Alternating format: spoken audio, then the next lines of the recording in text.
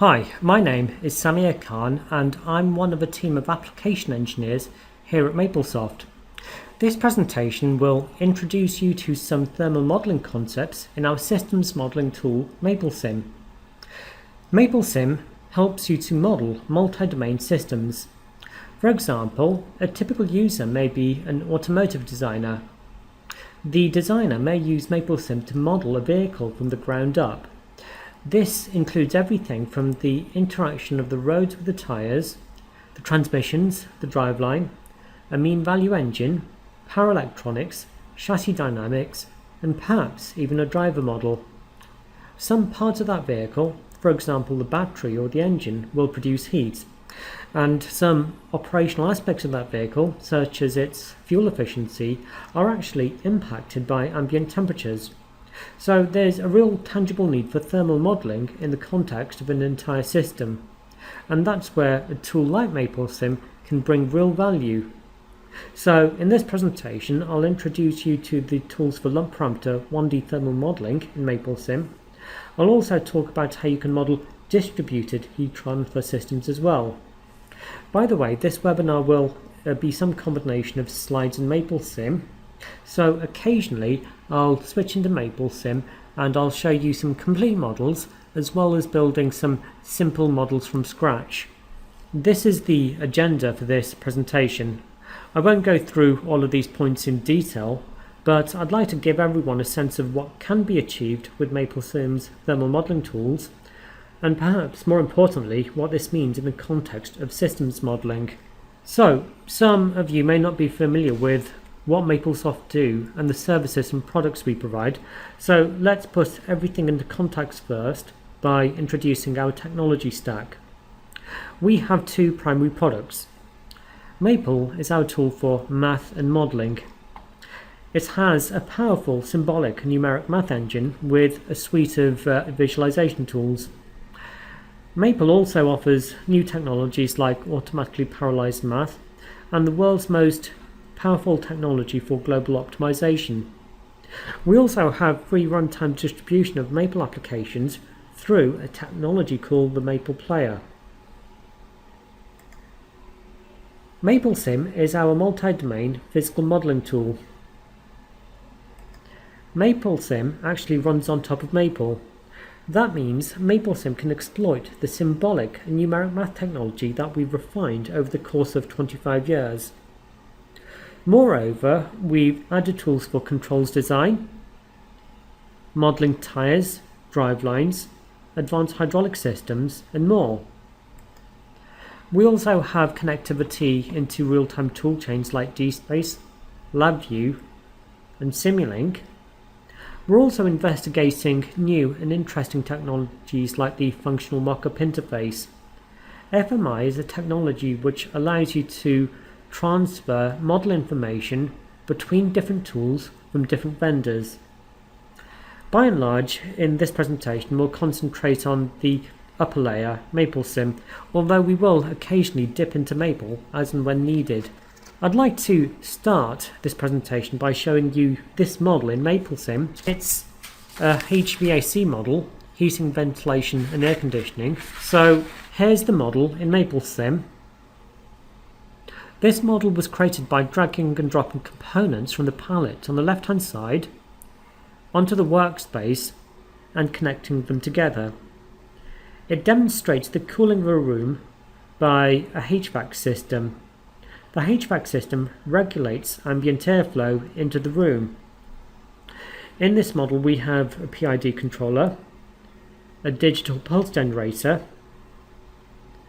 a non-linear valve which is a variable air volume box, a room model, and a temperature sensor. The only thermal blocks within this model is in the room model, so if I double click on this subsystem, we drill down and see greater levels of model detail. The thermal capacity of the room is represented by this block. It's a heat capacitor with this heat capacitance. We have a number of thermal disturbances in this room. For example, we have the heat loss due to the door opening and closing, and the heat variation due to the population of people in the room, computers being switched on and off, and so on. All of these add or remove heat into this heat capacitor. The PID controller is a limited PID with deadband and a limiter. So let's double click on this subsystem. The deadband is so that the HVAC system doesn't cycle on and off continuously. In this model, the deadband is around 0.25 Celsius, but I know on my home thermostat the deadband is a degree. That means my home thermostat keeps the temperature between half a degree above and below the set point. The limiter actually reduces the rate at which the output rises or falls, again for very good reasons. The output of the PID is fed into a digital pulse generator, and that's represented by this box. The VAV box, the variable air volume box, is essentially a non-linear valve which controls the rate at which air flows into the room. The airflow rate is actually based on the angle of a damper. So this component actually takes into account the non-linear relationship of the damper angle and the air mass flow rate. And entering the room, we have the volumetric flow rate of the air. From the air mass flow rate and specific heat capacity, we can calculate the total energy entering the room through the HVAC system. All of those heat flows, the heat due to the conditioned air entering the room, and the heat disturbances due to the door opening and closing, people entering and leaving the room, etc., are all summed up into this heat capacitor. So let's run this model and we'll show you what the temperature in the room looks like. And here we have a couple of plots. This plot on the right hand side represents the temperature of the room. So let's jump back into PowerPoint. This model simulates the thermal dynamics of a power plant. What's particularly notable about this model is that most of the components, including the tanks, valves and orifices, are actually custom components. They were created simply by typing in the governing equations in natural math notation into a Maple worksheet. That's a pretty unique feature which we'll talk about in detail later on. So I'll just show you this model in MapleSim. It's a model of thermostatically controlled heating. One thing I'd like to stress is that you can use the thermal blocks in MapleSim in a multi-domain model. For example, here I'm modelling the control of an electric furnace with an on-off controller with hysteresis. The furnace is simply a heating resistor. That's this block here. It turns electrical energy into heat. If I right click on the heating resistor, a menu pops up and I can jump straight to the help menu for this heating resistor by clicking on this option here. And MapleSim gives me the equations which define the electrical and thermal dynamics of this component, so there's complete clarity over what this component is doing. In essence, we have a simple linear relationship between the temperature of the oven or the heating resistor and the power supply to it. This is the on-off controller. It simply outputs a boolean that's either high or low. That either closes or opens a switch which controls whether the furnace is on or off. Our virtual thermostat is programmable and has different set points as the day progresses. The external temperature is modelled by a data file with temperatures over a pretty cold 24-hour period. By integrating the heat put into this space, you can actually compute the total cost of heating it over the entire 24-hour period. Let me just run this model and I'll show you the results. The results show the temperature set point, ambient temperature, actual indoor temperature, heat loss, as well as the total heating cost here. Now this model is actually a thermal model of a mean value engine and automatic transmission where all of the lost power is assumed to be converted into heat. Let me just show you this model in MapleSim. This, for example, is a torque converter which generates heat as a function of its power loss. The engine temperature is controlled using a liquid cooling system with a radiator and a fan. MapleSim's thermal modelling tools play a small but critical part in this model. And this is actually a home heating controller. In this model, a controller regulates the heating of a house given disturbances in the temperature of the environment. The house has multiple rooms, each model with lumped mass heat conduction to adjacent rooms. The rooms are divided into two zones such that each zone can have a different temperature set points. So, those applications lead me on to this subject. What can you do with MapleSim's thermal modelling tools? And perhaps, as equally as important, what can't you do? Well, one common theme in all of the applications I've shown you is that we're modelling heat changes in the context of an entire system. That's traditionally known as 1D modelling or lump parameter modelling. So, what can't you do in MapleSim? What's not in the design spec? Well, MapleSim isn't designed to do CFD or FEM type applications where we're modelling, say, the precise thermal propagation of heat across a complex shape or geometry. You can, however, model heat propagation along simple spatial geometries such as rods or flat plates. So let's move on to what tools we have in MapleSim for modelling thermal systems. Now, these are the basic thermal modelling components in MapleSim. We can also create our own custom components as well, but more about that later. These components can be divided into two primary categories. I've just selectively grayed out some components. The components that remain are a subset of the main thermal library. They're primarily used to model the heating and cooling of machines with air or water, and lump heat transfer with heat capacitors, thermal conductors, convection, body radiation, and more. These blocks, however, are used for general 1D thermal modelling. They consist of heat sinks, heat sources, heat transfer mediums, sensors, and blocks for setting thermal boundary conditions. There are electrical components in MapleSim that have thermal connections. These are things like heating resistors, diodes, semiconductors, and so on. I think I've already shown you the heating resistor in the context of a thermostatically controlled oven earlier. Now, you can also extend the model library quickly and easily. You can create your own thermal modelling components using one of two methods. First of all, you can type the equations into a Maple worksheet, and Maple will automatically create a MapleSim block. Those equations can be differential equations, algebraic expressions, or transfer functions. The equations are actually entered in real natural math notation, so that differentials look like differentials and Greek letters look like Greek letters. You can also write Modelica code. Modelica is a physical modelling language pioneered in Sweden in the late 90s and is now rapidly growing in acceptance as the physical modelling language of choice. In fact, all of MapleSim's built-in components are written in Modelica.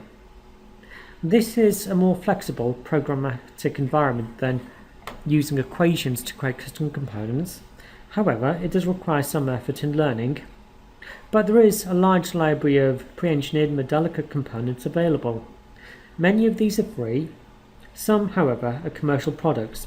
You can find out more about Modelica at modelica.org. Now, let's talk about two components in particular: the thermal capacitor and the thermal conductor. Now, the thermal capacitor, just think of that as a lump of metal that acts at constant temperature throughout. It acts as an energy store. If the thermal capacitor is at a lower temperature than the component it's connected to, heat flows into it and it increases in temperature.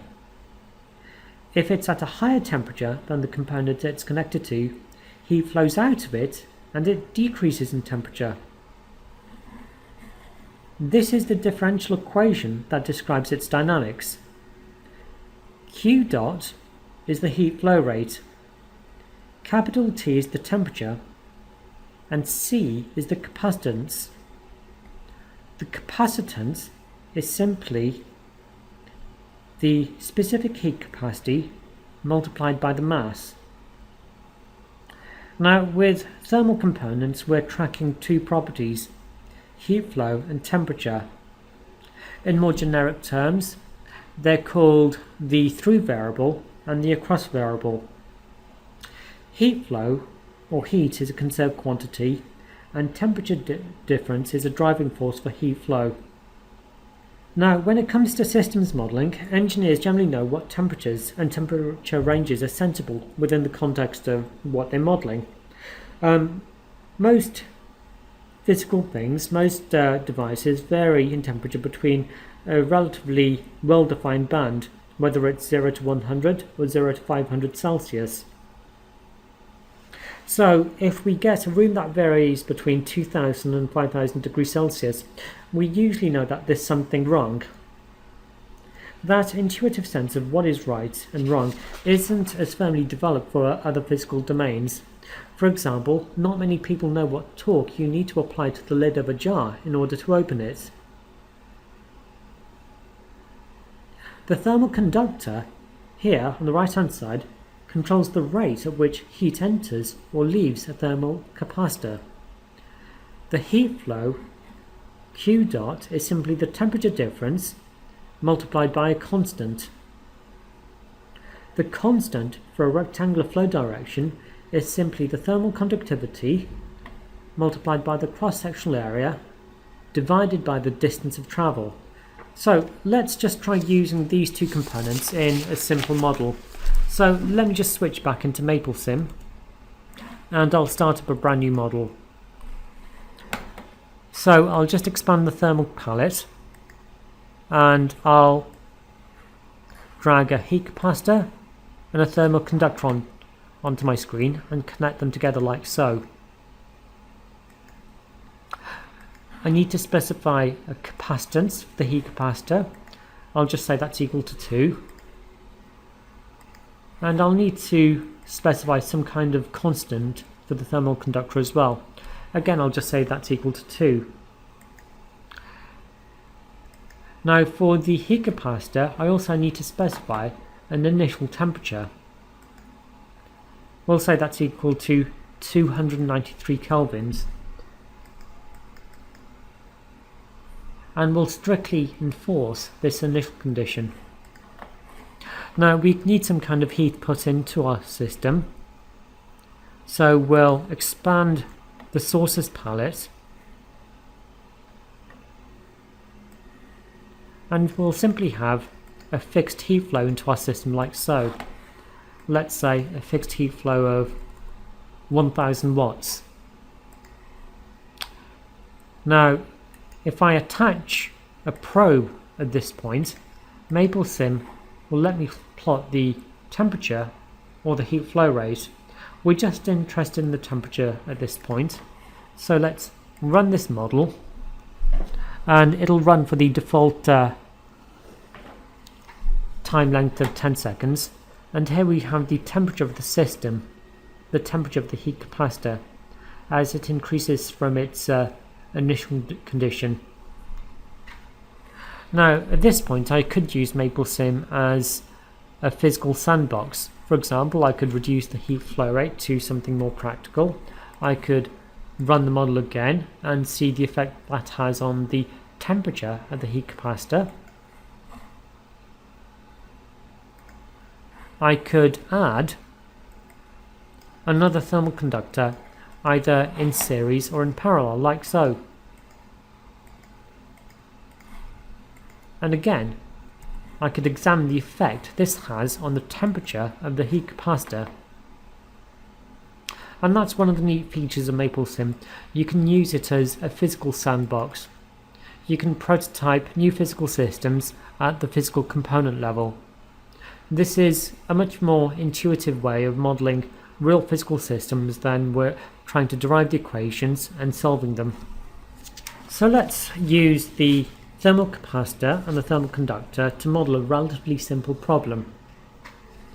Let's say that we have a perfectly insulated container with two compartments separated by some kind of thermal barrier.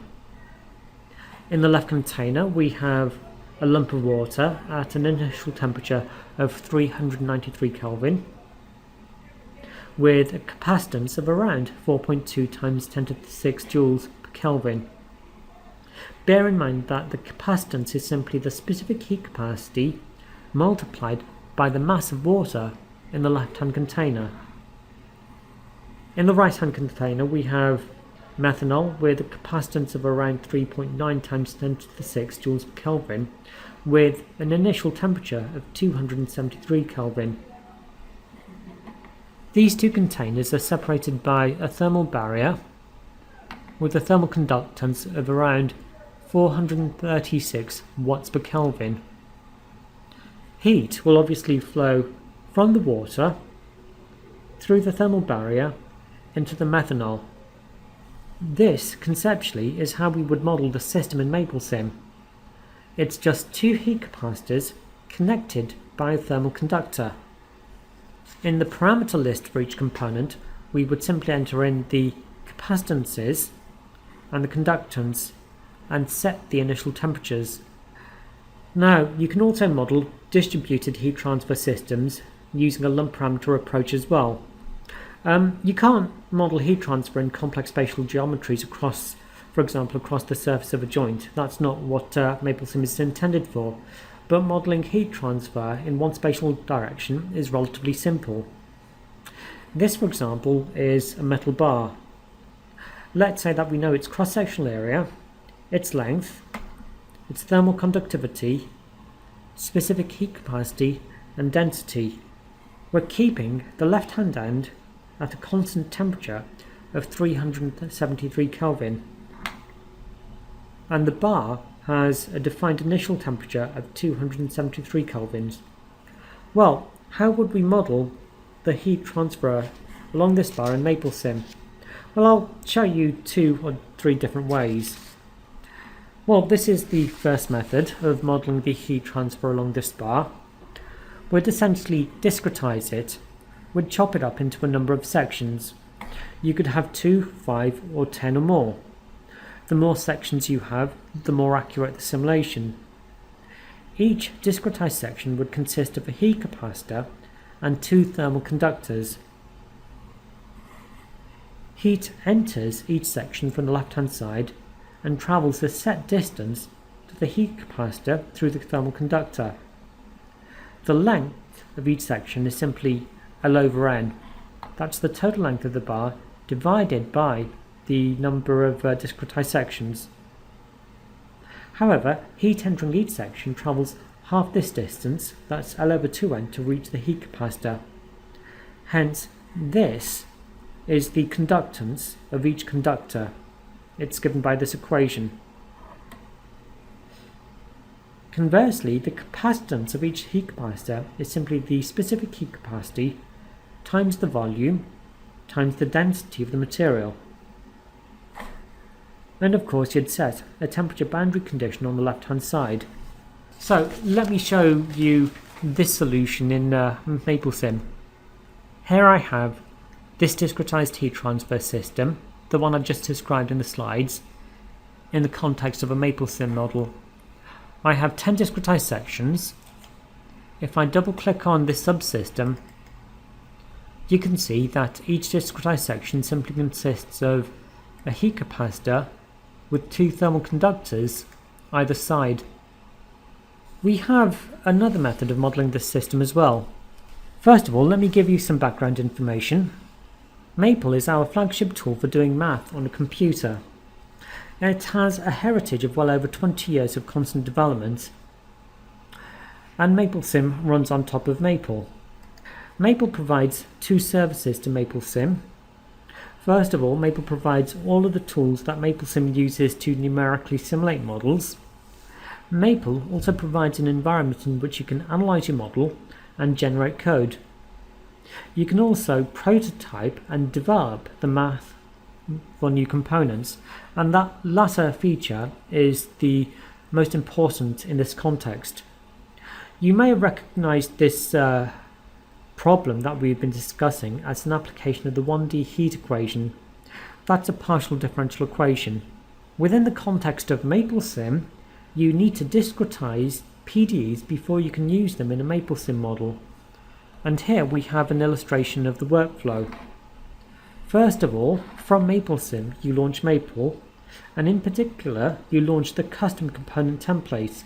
You then use Maple's functionality to discretize the PDE across its spatial dimension. You can then generate a MapleSim component using that discretized PDE. That process essentially gives you a series of ODEs. You can then use that component in a MapleSim model as you could do any other built-in MapleSim component. And that's exactly what I've done here in this custom component.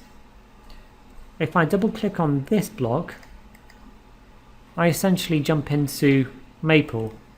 So we have two tools on screen now. In the background we have MapleSim. In the foreground we have Maple.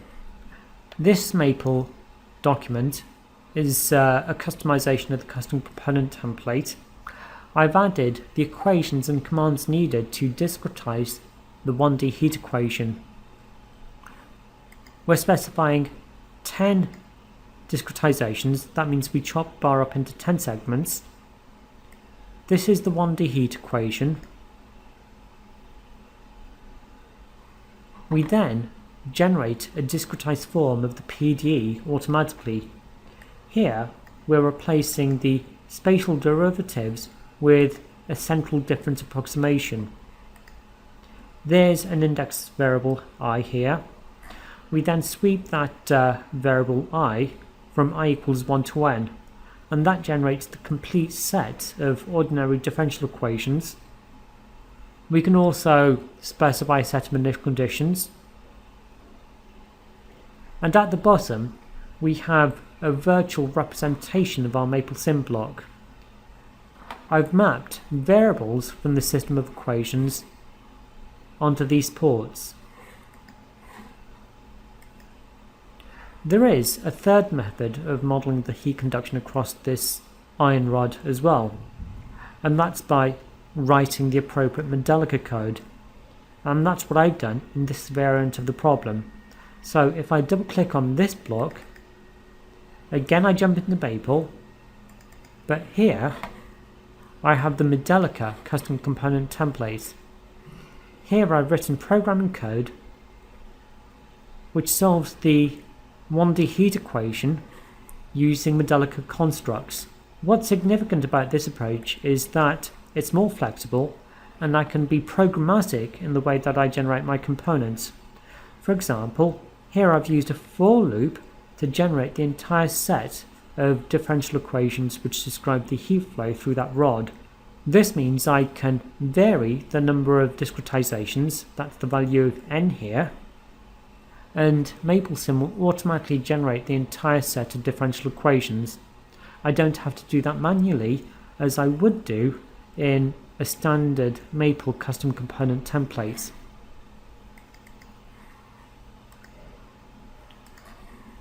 So let me run this model, and here are the results for the three different approaches. As you can see, they're all very similar. You can use the techniques I've just described to discretize more complex systems of PDEs. For example, this is a double pipe heat exchanger. It's just two concentric pipes with two liquids, an inner liquid and an outer liquid flowing in different directions.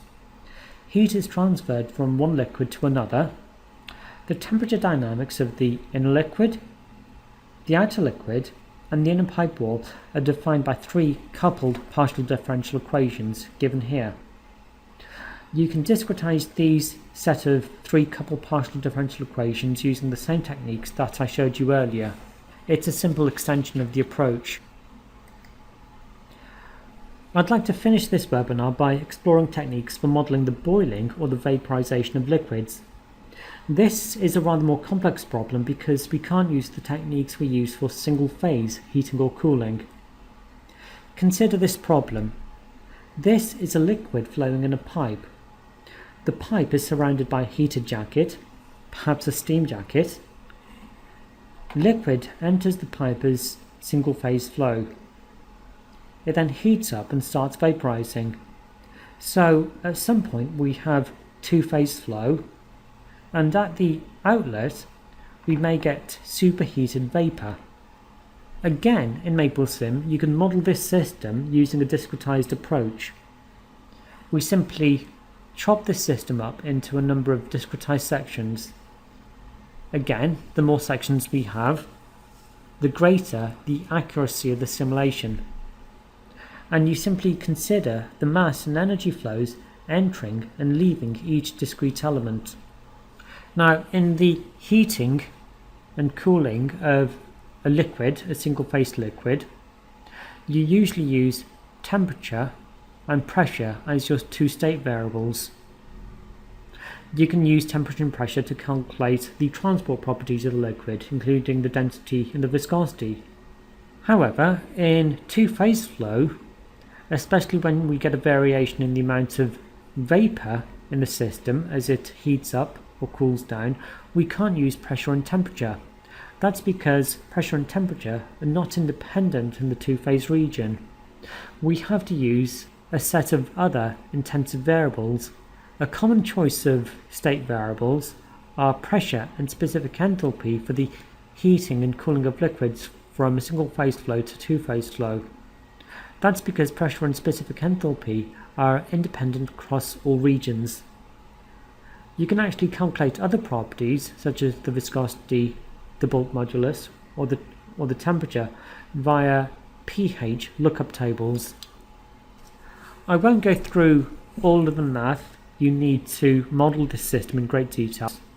In each discretized element, you perform a heat balance.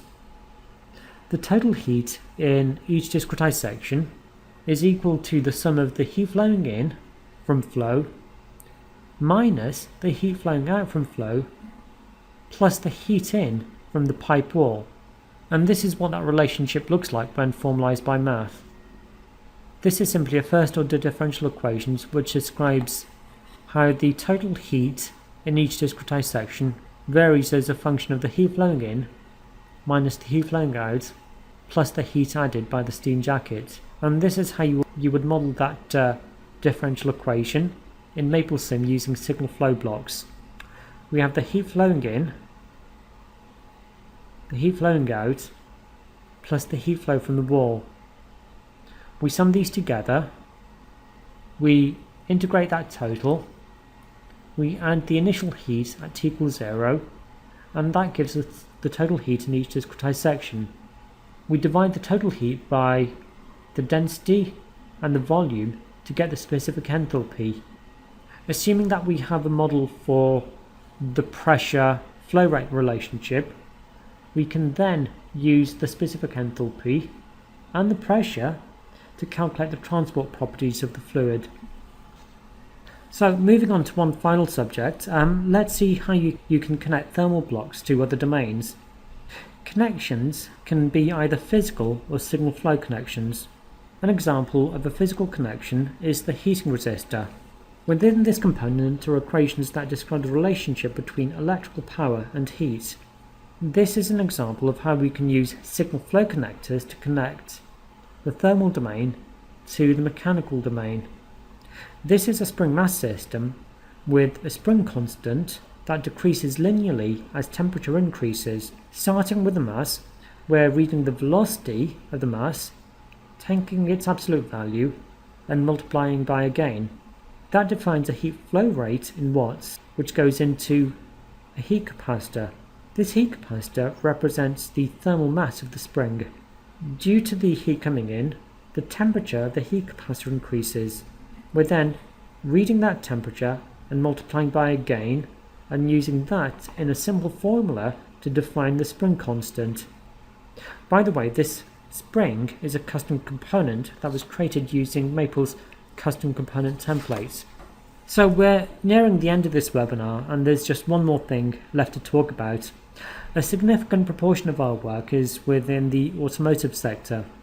We help automotive engineers build high-fidelity models of vehicle subsystems and even entire systems. A key area of research is battery modelling for all electric or hybrid vehicles.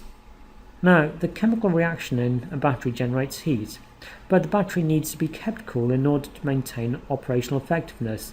How this battery is cooled is a big area of research and is one of the projects that our engineers have worked on. This model converts the lost energy within the battery during the charge-discharge cycles to heat. Thermal components are used to define the thermal mass of the battery and the ambient temperature in the battery compartment, and conductive and convective heat transfer models are implemented to determine the heat flow and temperature profile through the system.